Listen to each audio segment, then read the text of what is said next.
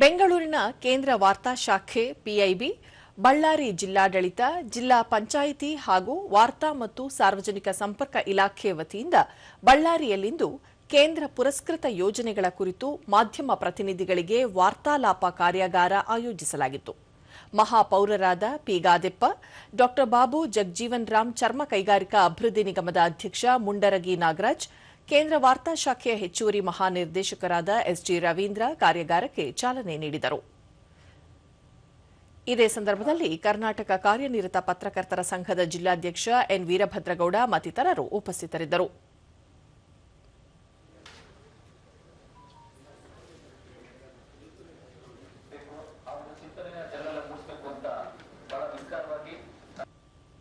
ಬಳಿಕ ಪಿ ಗಾದೆಪ್ಪ, ಸಮಾಜ ಪರಿವರ್ತನೆಯಲ್ಲಿ ಪತ್ರಿಕಾ ರಂಗದ ಕೊಡುಗೆ ಅಪಾರ.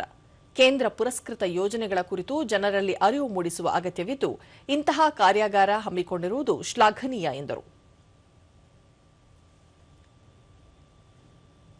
ವಾರ್ತಾಲಾಪನ ಎಂಬ ಕಾರ್ಯಕ್ರಮವನ್ನು ಎಲ್ಲ ನಮ್ಮ ಆತ್ಮೀಯ ಪತ್ರಿಕೋದ್ಯಮ ಈ ಒಂದು ಕಾರ್ಯಕ್ರಮಕ್ಕೆ ಆಗಮಿಸಿದ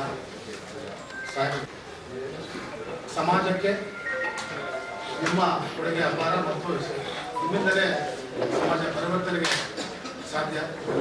ಜನರಿಗೆ ಸತ್ಯಾಸತ್ಯತೆಗಳು ಮನವರಿಕೆ ಮಾಡುವಲ್ಲಿ ತಮ್ಮ ಕಾರ್ಯವೈಖರಿ ತುಂಬ ಪ್ರಮುಖವಾಗಿರುತ್ತದೆ. ಆ ಒಂದು ಕಾರ್ಯಕಲಾಪ ಬಳ್ಳಾರಿ ಜಿಲ್ಲೆಯಲ್ಲಿ ಏರ್ಪಡಿಸಿದ ಅಧಿಕಾರಿಗಳಿಗೆ ಆಗಮಿಸಿ ಮುಂಡರಗಿ ನಾಗರಾಜ್, ಪತ್ರಿಕಾ ರಂಗ ಸಂವಿಧಾನದ 4ನೇ ಅಂಗವಾಗಿದ್ದು, ಪತ್ರಕರ್ತರು ರಾಜಕೀಯ ಒತ್ತಡಕ್ಕೆ ಮಣಿಯದೆ ವಸ್ತುನಿಷ್ಠವಾಗಿ ಕಾರ್ಯನಿರ್ವಹಿಸಬೇಕು ಎಂದು ಹೇಳಿದರು. ಇದರ ಬಗ್ಗೆ ನಾನು ಕೊನೆಯವರೆಗೆ ಎಂಡುವರೆಗೆ ಲಾಜಿಕಲ್ ಎಂಡುವರೆಗೆ ಇದ್ರ ಹೋರಾಟ ಮಾಡ್ತೀನಿ ಅಂತಕ್ಕಂಥ ಒಂದು ಮನೋಭಾವನೆಯನ್ನು ತಾವೆಲ್ಲ ಬೆಳೆಸ್ಕೊಳ್ಬೇಕಂತ ಈ ಸಂದರ್ಭದಲ್ಲಿ ನಾನು ಕೋರ್ತಾ ಇದ್ದೀನಿ. ಯಾಕಂದ್ರೆ ಲಾಜಿಕಲ್ ಎಂಡ್ ನೋಡಿಲ್ಲ ಅಂತಂದ್ರೆ ಕಷ್ಟ ಆಗ್ತದೆ. ಒಂದು ಇಶ್ಯೂ ಬಂದಾಗ ಇಶ್ಯೂ ಬೇಸ್ ಮೇಲೆ ನಾವು ಮಾತಾಡಬೇಕು. ಇಶ್ಯೂ ಬೇಸ್ ಮೇಲೆ ಮಾತಾಡಬೇಕಂದ್ರೆ ಅದಕ್ಕೆ ಲಾಜಿಕಲ್ ಎಂಡ್ ನೋಡಲೇಬೇಕು ನಾವು. ಜಿಲ್ಲಾ ಸರ್ಕಾರಿ ಮಾಜಿ ವಕೀಲರಾದ ಬಿ ರವೀಂದ್ರನಾಥ್, ವಸಾಹತುಶಾಹಿ ಮನೋಭಾವನೆಯಿಂದ ಹೊರಬಂದು ಹೊಸ ಕಾನೂನುಗಳನ್ನು ರೂಪಿಸಿರುವುದು ಶ್ಲಾಘನೀಯ ಎಂದರು.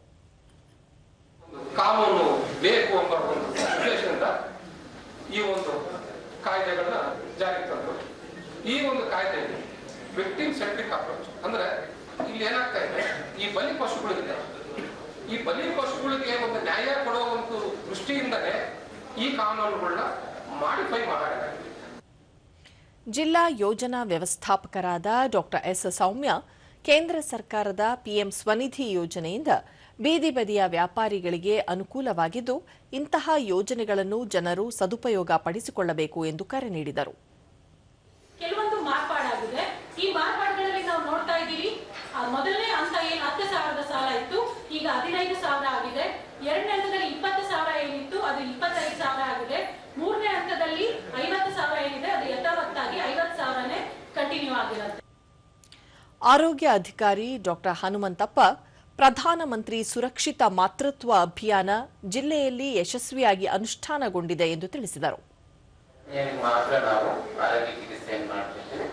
ಅದು ಬಿಟ್ಟು ರುಟೀನ್ ಆಗಿ ಪ್ರತಿದಿನ ಇರುತ್ತೆ.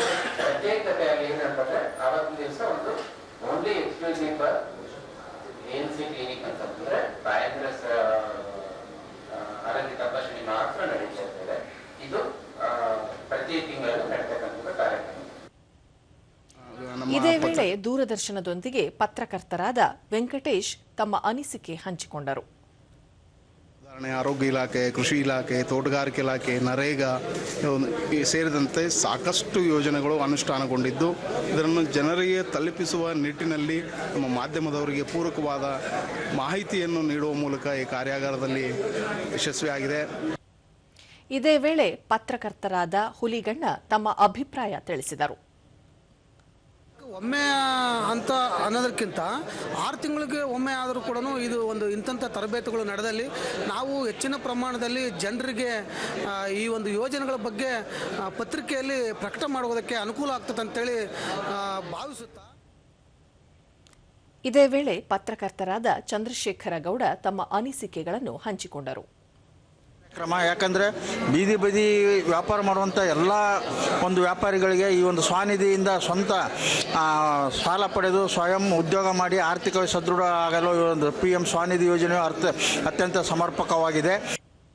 ಮಾಹಿತಿ ಕಾರ್ಯಾಗಾರದ ಅಂಗವಾಗಿ ಭಾರತೀಯ ನಾಗರಿಕ ಸುರಕ್ಷಾ ಸಂಹಿತೆ, ಕೇಂದ್ರ ಪುರಸ್ಕೃತ ಆರೋಗ್ಯ ಯೋಜನೆಗಳು ಸೇರಿದಂತೆ ಹಲವಾರು ಮಾಹಿತಿಪೂರ್ಣ ಕಾರ್ಯಾಗಾರಗಳನ್ನು ಆಯೋಜಿಸಿದ್ದು, ಬಳ್ಳಾರಿ ಜಿಲ್ಲೆಯ ಮಾಧ್ಯಮ ಪ್ರತಿನಿಧಿಗಳು ಸಕ್ರಿಯವಾಗಿ ಪಾಲ್ಗೊಂಡಿದ್ದರು.